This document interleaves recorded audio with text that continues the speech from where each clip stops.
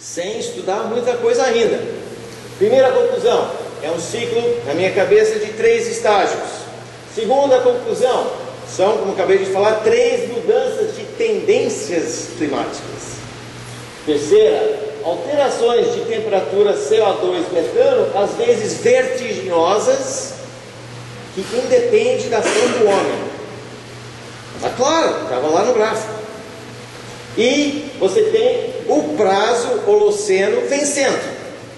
Tá? Está na prateleira mingual.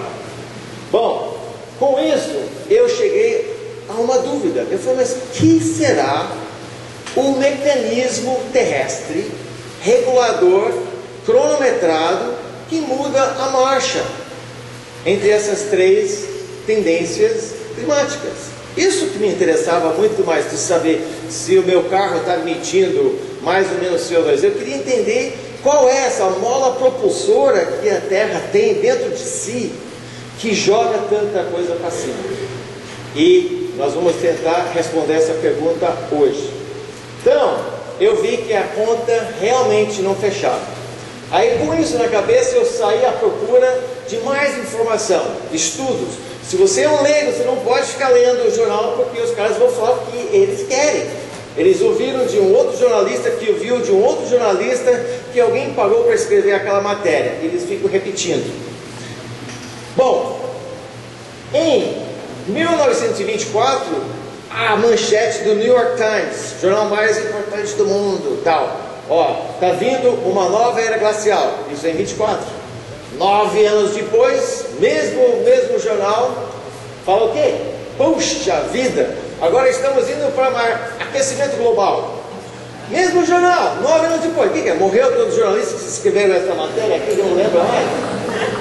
Pô, aí, como se não bastasse, em 75, novamente terrorizando sobre a próxima era glacial chegando. Quem de vocês estava assim meio são e salvo em 1978? Bom, se vocês se lembram, eu estava aqui no Brasil, ia para os Estados Unidos todas as férias de junho, e eu lembro que eu estava morrendo de frio, porque eu tinha um bilhete charter de 300, 400 dólares, eu passava tão mal em 78, que eu comprei uma tarifa cheia só para ir embora para os Estados Unidos. E era em função desse frio que rolou naquela época. Mas agora estamos falando novamente sobre aquecimento global. Então você vê, essa aí é a linha da lógica do New York Times. Tá bom? Então, nós temos aqui, vocês viram lá fora, tem as capas do Time Magazine, outra mídia importante nos Estados Unidos. Olha a besteira que os caras fazem. Aqui, The Big Free. Aqui você tem anunciando em 70 e tanto a nova era glacial chegando. Essa aqui, pinguim, né? Esse aqui também está lá fora. Como sobreviver à próxima era de gelo? É uma pergunta importante e poderá ser muito importante daqui a alguns anos. Gente, estou te falando. Mas o pessoal que estava nessa matéria, essa mídia, eu falei, pô, os caras são, né? Porque hoje em dia você pega, dá uma saída lá fora, você vê as capas que vocês juntaram muito bem, e você vê as tendências. Você não pode acreditar no jornal. Bom, se o jornalismo é incoerente, o contraditório, veja só a data 70, foi 77, Veja só esse homem aqui. Esse se chama Dr. Steven Schneider, lá de Stanford Universidade.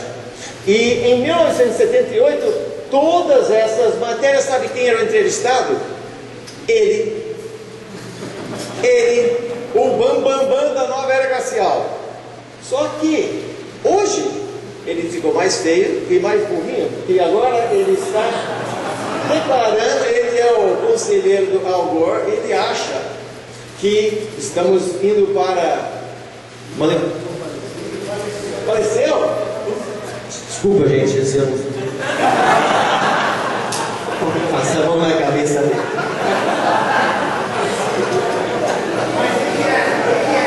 Ele era o conselheiro do Al Gore. Acho que a natureza acabou com ele, hein? Falou besteira sobre a mãe natureza e olha que deu. Bom,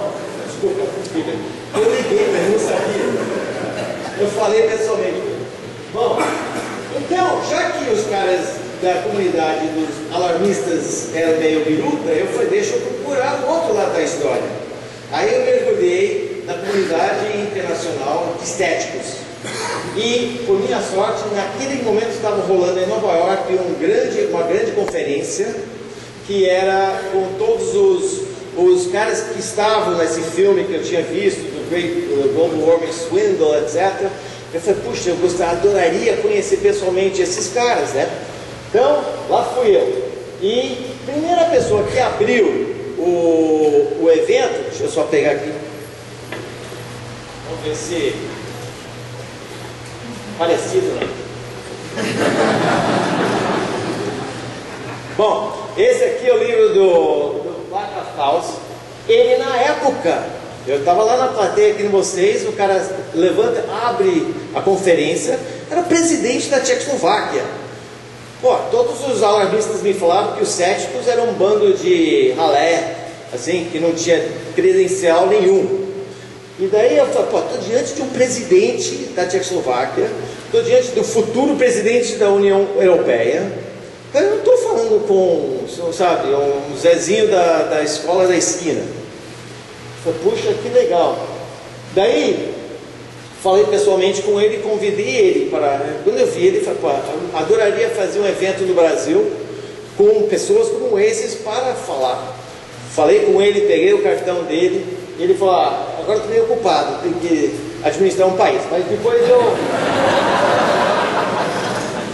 Dando chance, eu vou dar uma visitada para vocês no Brasil. Esse aqui é o Dr. Willie Soon. Ele é do Instituto Smithsonian de Estudos Solares e Estelares da Harvard Universidade.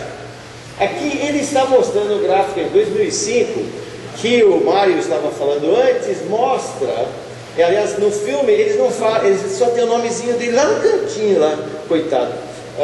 Ele é a pessoa que percebeu que se você pegar o gráfico da subida de CO2 e você compara isso com o gráfico da temperatura, não tem nexo nenhum. Onde tem nexo, e que é a especialidade deste homem, é no acompanhamento do gráfico com as atividades solares. O Sol, como o Mário disse antes, é o maior mola propulsor da história.